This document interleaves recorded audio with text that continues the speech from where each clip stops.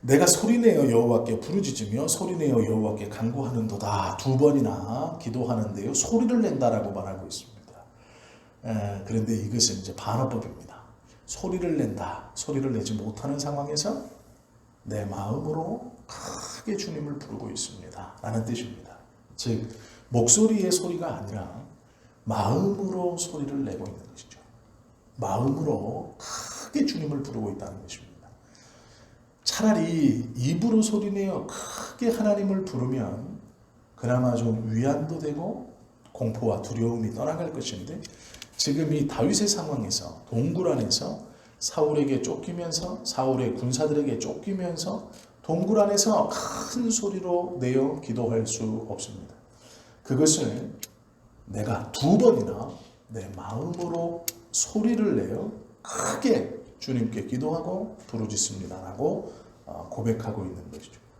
목소리가 아니라 마음으로 하나님을 부르는 겁니다. 간절하게. 내가 내 원통함을 그의 앞에 토로하며 내 우환을 그의 앞에 진술하는도다.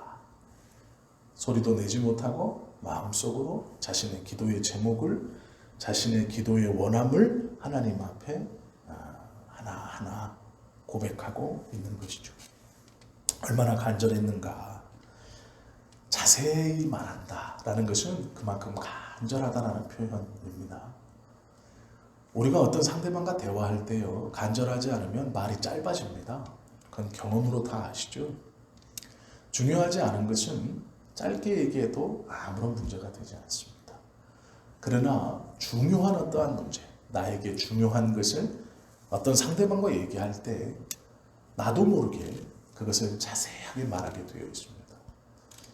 우리가 경청을 잘하는 것은요, 말을 하는 상대의 눈을 쳐다보고 몸을 틀어주고 그래라고 하는 게 아니고요, 평소와는 다르게 이 사람이 무엇인가 자세히 얘기한다면 지금 이 사람에게는 이 일이 굉장히 중요하구나. 그래서 그때 잘 들어주는 사람이 경청을 잘하는 사람입니다. 모든 말들을 그래? 그렇구나 이렇게 할 수는 없습니다. 그렇게 잘하는 것이 경청이 아닙니다. 평소와는 다르게 자세히 말하는 것. 그것이 그 말을 하는 사람에겐 중요하기 때문에 자기도 모르게 상대방에게 자세히 얘기하기 시작하는 겁니다. 그때에 잘 들어주는 것이 경청입니다. 다윗이 지금 하나님 앞에 내가 자세히 얘기합니다 라고 말하고 있어요. 하나님은 상황을 모르시는 분이 아니신데 다윗은 지금 속으로, 마음으로 그 하나님께 자신의 상황을 하나하나 설명하고 있는 겁니다. 왜 그러냐면요, 들어주실 분이 하나님밖에 없기 때문에 그렇습니다. 쫓기고 있는 상황에서, 굴 속에서 누구에게 말할 수 없는 그 두려움과 불안함 가운데서 나의 말을 들어주실 수 있는 분이 하나님밖에 없기 때문에 이제 우리로 돌아오면 이런 것이죠. 남편도 내 마음을 몰라주고, 아내도 내 마음을 몰라주고, 자식들도 내 마음을 몰라주고, 어떤 누구도 내 마음을 몰라줄 때 누구에게 말할 수 있는가 라는 것이죠. 아무도 내 얘기를 들어주지 않을 때 누구에게 말할 수 있는가. 이 다윗을 보면 하나님 앞에 그 말을 하고 있다는 것을 우리로 알게 하시죠. 즉 우리도 우리의 어떠한 것을 아무도 몰라줄 때가 있습니다. 관심이 없죠. 듣고 있지 않은 것 같을 때, 들어주지 않을 때 누구에게 말할 수 있는가? 하나님밖에 없다라는 것이죠. 다윗은요, 알고 있습니다. 내가 마음으로 크게 부를 사람이 누구인가? 내가 그리고 지금 이 두려움과 이 불안과 이 상황에서 누구에게 나의 사정을 자세히 얘기하고 또 내가 자세히 얘기하는 그것을 들어주시는 분이 누구인가? 다윗은 알고 있습니다. 그분이 하나님이시기에 하나님께 그렇게 지금 자세히 말하고 있는 겁니다. 우리가 누구에게인가 무엇을 자세히 이야기해야 할 때 꼭 기억하십시오. 나와 관계된 어떠한 사람들 누구라도 들어주지 않을 수 있습니다. 나는 정말 중요한 일인데 그 사람에게 중요하지 않을 수 있습니다. 그러나 우리의 이야기에 귀를 기울여 주실 분, 우리가 자세히 말씀을 드릴 수 있는 분이 하나님이십니다. 다 몰라줘도 하나님은 자세히 경청하여 듣고 계시는 분이십니다. 다윗이 굴 속에서 철저한 고리, 아무런 어쩌면 곧 자신의 생명이 죽을 것 같은 불안함과 위기감에서 하나님 앞에 자세히 얘기한다는 것은 매우 중요한 겁니다. 우리가 누구에게 기도하는가, 또 누가 우리의 말을 들어주는가, 동일한 것이죠. 하나님밖에 없다라는 것입니다. 그것을 기억할 수 있어야죠. 3절, 4절은 다윗이 이렇게 하는 이유에 대해서 기록하고 있죠. 내 영이 내 속에서 상할 때에도 나도 나를 포기하고 싶은 상황, 그 상황에서도 내 길을 아신 것이 주님이시다라는 겁니다. 또한 내가 가는 길에 그들이 나를 잡으려고 올무를 숨겼습니다. 그들은 나보다 똑똑하여서 내가 어디로 갈지 이미 알고 있습니다. 그들은 나보다 힘이 세고 능력이 많아서 내가 그들을 절대로 피해서 도망갈 수도 없습니다. 그들은 똑똑하고 인원도 많고 힘도 세서 나 혼자 어찌할 수 없습니다. 올무를 숨겨놓고 내가 빠지기를 기다리고 있는 상태입니다. 이렇게 얘기하고 있죠. 4절을 보시면 오른쪽을 살펴보소서. 자, 이 오른쪽이라는 게 중요합니다. 성경에서요, 오른쪽은 하나님의 백성들 좋은 것을 뜻하고요, 왼쪽은 성경에서요 하나님을 대적하는 자들이 서 있는 쪽을 암시하는 말이고, 오른쪽보다는 좋지 않은 것을 이야기하는 겁니다. 이 오른쪽 왼쪽에 대한 것을 알고 보시면 아브라함과 룻이 언덕 위에 올라가서 넓은 땅을 보고 네가 좌하면 내가 우하겠다, 네가 우하면 내가 좌하겠다, 이렇게 말하는 부분이 있어요. 그 순서가 어떻게 되는지 가만히 보십시오. 그리고 롯이 어느 쪽으로 가는지를 가만히 보십시오. 제가 일부러 안 알려드리는 거예요. 왜 그렇게 암시하고 있는가, 성경에서. 그리고 롯이 어느 쪽으로 갔고 아브라함은 왜 그것을 포기했는가. 그 이야기를 가만히 보시면 이 사람들, 유대인들의 관념에서 오른쪽과 왼쪽을 어떻게 생각하는지를 우리가 알 수 있습니다.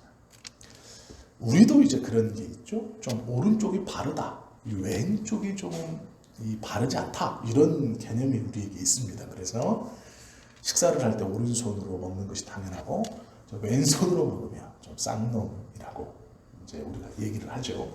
우리도 이제 그런 성향이 있는데요. 이스라엘, 특별히 유대인들은 더 했습니다. 그래서 오른쪽을 봐달라는 것은 좋은 것입니다. 좋은 것. 그런데 하나님, 좋은 쪽을 보아주십시오. 그런데 그 좋은 쪽조차도 아무것도 없는 겁니다. 오른쪽을 살펴보셔서 나를 아는 이도 없고 나의 피난처도 없고 내 영혼을 돌보는 이도 없나이다. 오른쪽이 좋은 것인데, 좋은 것이라고 좋은 쪽이 왼쪽보다 좋은 쪽이어야 합니다. 오른쪽은 나에게 유리하고 나에게 유익이 되고 나에게 도움이 돼야 되는데, 하나님 오른쪽을 보십시오. 이 말은 하나님 나에게 유리한 쪽을 보아도 아무도 내 편도 없고 나를 돌봐주는 사람도 없고 나에게 관심 있는 사람도 없습니다. 이것은 최악입니다. 이런 거예요. 아무것도 없습니다. 선하다는 오른쪽을 보아도 나를 도와줄 수 있고 내 얘기를 들어주고 나를 보호해 줄 수 있는 것은 아무것도 없습니다. 이런 것이죠. 5절에 보시면 여호와여, 내가 주께 부르짖어 말하기를 주는 나의 피난처시요 살아있는 사람들의 땅에서 나의 분기시라 하였나이다. 이것이 이제 바울의 다윗의 신앙의 고백입니다. 나의 원통함, 나의 이 억울함, 나의 이 불안함, 하나님, 선한 쪽, 좋은 쪽을 보아도 아무런 것도 없습니다. 나에게 도움이 될 수 있고 내가 무엇을 할 수 있는 것이 아무것도 없습니다.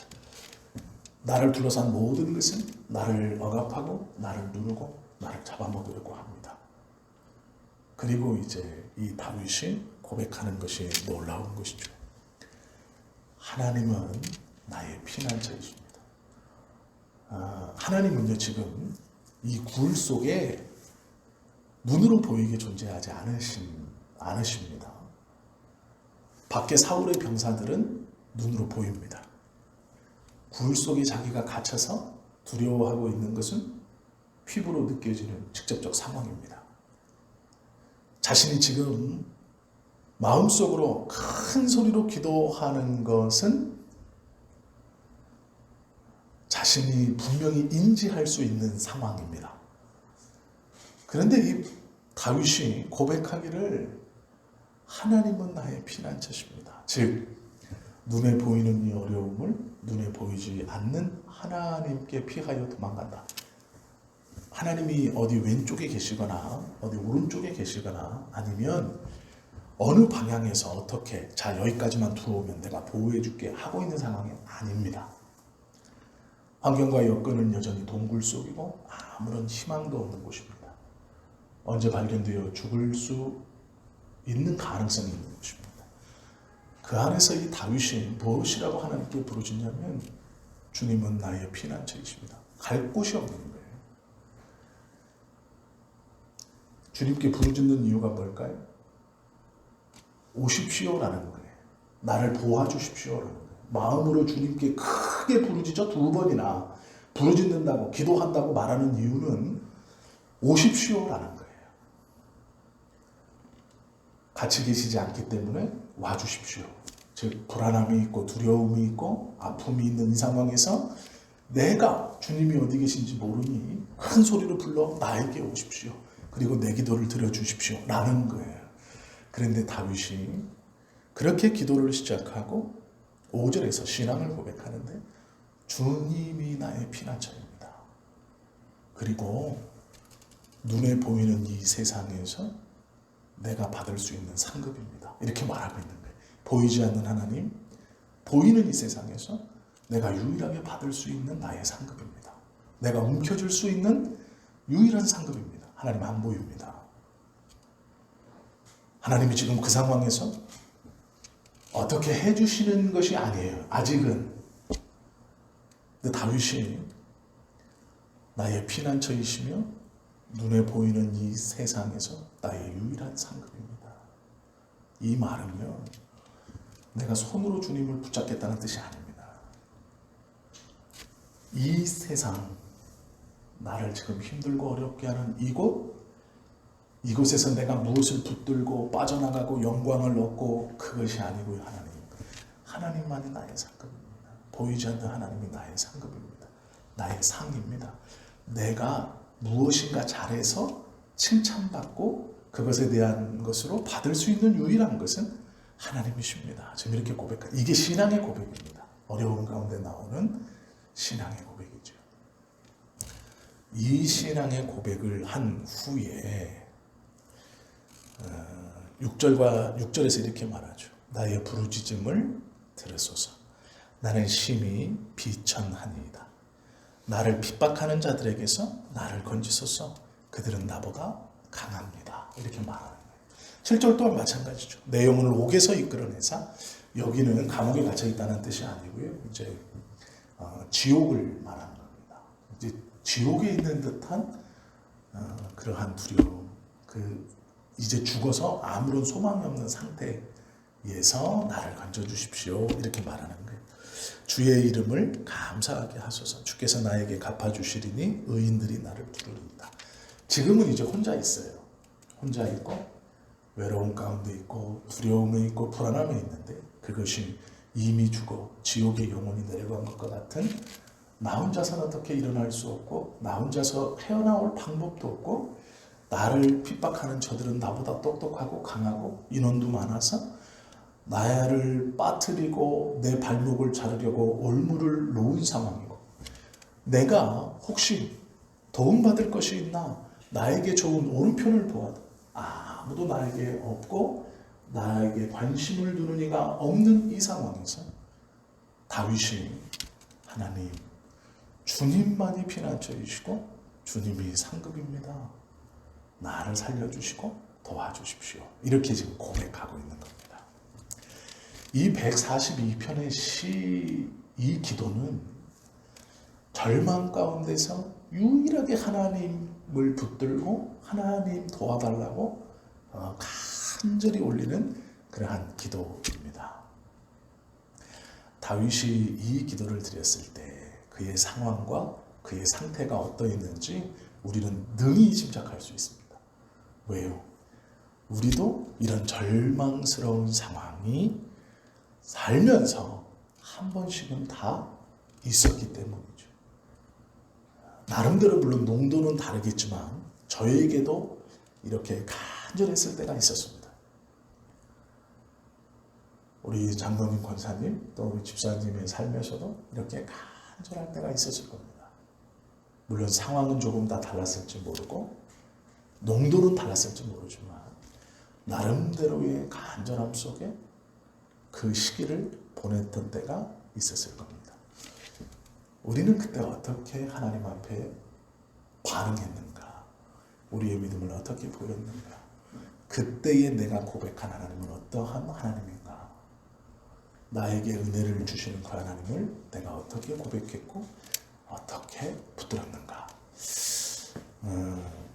믿음의 선진들, 특별히 성경에 기록되어서 우리들에게 하나님에 대해서 말씀해 주시고 기도에 대해서, 믿음에 대해서, 하나님의 역사와 은혜에 대해서 우리에게 가르쳐 주시는 선한 믿음의 도구로 쓰여져 있는 믿음의 선진들의 모습들 가운데서 보면 유일하진 않지만 특징들이 있습니다.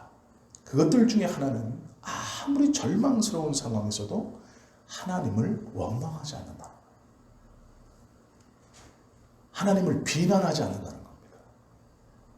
즉 여기까지 차오르지만 절대로 여기에서 여기로 고백하지 않는다는 거예요. 의심이 여기까지 차오르기도 하고 원망이 여기까지 차오르기도 하고 비난이 차오르기도 합니다. 그 차오름까지 고백합니다. 하나님 나에게서 악한 것이 일어납니다. 이렇게 고백을 해요. 그러나 그것을 입 밖으로 내지 않습니다. 이것이 공통점이에요. 하나님이 끝까지 놓지 않고 붙들고 있는 믿음의 선진들의 공통점은 입으로 어떠한 경우에서도 주님을 원망하지 않는 것, 비난하지 않는 것, 자신의 믿음 없음을 토로하지 않는 것, 그리고 하나님이 나를 포기하셨군요 라고 이렇게 하지 않는 겁니다. 마지막에 마지막까지 최후의 최후까지도 하나님께 소망을 두고 있는 겁니다. 비록 여기까지 의심이 차고 여기까지 원망이 차고 여기까지 포기하고 하나님이 나를 버리셨구나 라고 느낄지라도 그것을 고백하지 않는 거예요. 그걸 누르는 겁니다. 그리고 입으로 마음속 깊은 곳에 여기까지 차오른 것 때문에 미처 고백하지 못하고 돌아보지 못했던 그 하나님에 대한 신뢰, 그것을 끄집어내어 결국 그것을 고백하는 겁니다. 다윗이 동굴 속에서 그 철저한 고립 속에서 죽음의 공포 속에서 하나님 앞에 마음으로 고백하는 것은 주님이 나의 피난처시고 이 세상에서 내가 유일하게 받고 싶어하고 받을 수 있는 상급입니다 라는 고백이에요. 이 신앙의 고백 전에 다윗은 자신의 상황을 설명하고 자신의 마음을 하나님 앞에 고백하지만 그 상황 때문에 하나님을 원망하지 않습니다. 하나님을 조롱하지도 않아요. 그리고 스스로 포기하지도 않습니다. 이 정도면 죽었지 뭐 이러지 않는다는 거예요. 끝까지 하나님께 매어 달립니다. 하나님이 나의 피난처시면 내가 살아날 수 있습니다. 하나님이 나의 상급이면 내가 일어날 수 있습니다. 끝까지 포기하지 않아요. 우리는요, 기도를 하다가 자포자기할 때도 많습니다. 이 정도 기도했는데 안 되나 봐. 그래서 안 되는 겁니다. 그게 믿음이 아니기에. 그 안 되나 봐를 나의 삶에서 내가 결정하기에 안 되는 겁니다. 안 되나 봐는 하나님께 기도하는 사람에게는 있을 수 없는 결론입니다.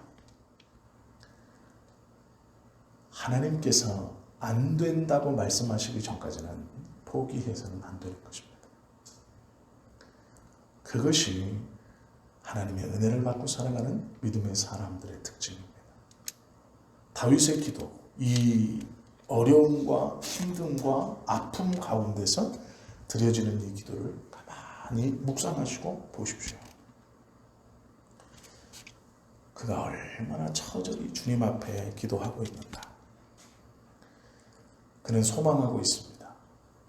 지금은 혼자 있지만 하나님께서 이 상황에서 나를 구해주시고 건져주셔서 내가 나 혼자가 아니라 하나님을 제대로 믿고 있고, 즉 나와 같은 믿음을 가지고 있는 그 의인들이 나를 둘러싸서 그들이 나를 보호해 줄 것이다 라는 것을 믿고 있습니다.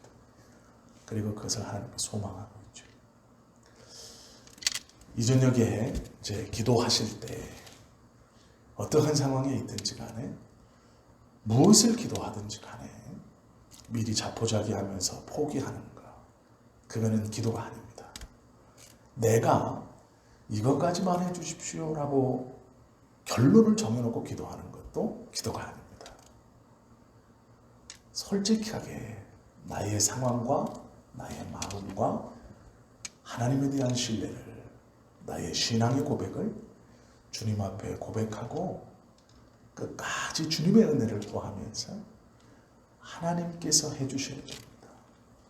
나의 소망은 주님밖에 없습니다 라고 고백하는 겁니다. 그때에 하나님의 기도의 응답과 은혜가 일어나는 겁니다. 다윗은 이렇게 기도했고, 이 간절한 기도를 잊어버리지 않고 그 위기에서 건짐을 받은 후에 제사장의 미스길에 맞춰 노래한 것이 시편 142편입니다. 우리도 이러한 신앙 고백과 이러한 기도로 하나님의 은혜를 받아 누리기에 충분한 그러한 하나님이 기뻐하시는 신앙인들로 오늘 이 저녁에 우리의 기도를 고백드리고 응답을 받을 수 있기를 예수님의 이름으로 축원합니다. 기도하겠습니다.